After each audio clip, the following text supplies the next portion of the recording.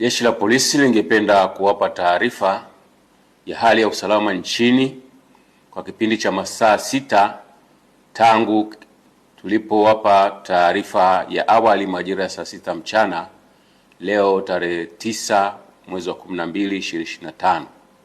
Hali ya usalama nchini ni shwari na vyombo vya ulinzi na usalama vimeendelea kuimarisha usalama wa taifa letu, maisha na mali za wananchi hadi muda huu wa jioni.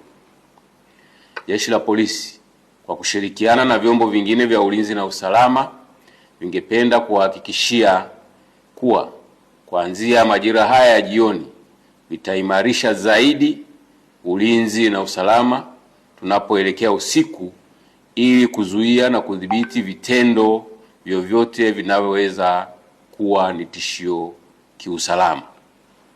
Aidha, Jeshi la Polisi lingependa kutoa wito kwa kila mmoja wetu kuendelea kuzingatia kanuni za kiusalama na kuendelea kutii sheria, kwani kila mmoja anahitaji kuwa salama wakati wote.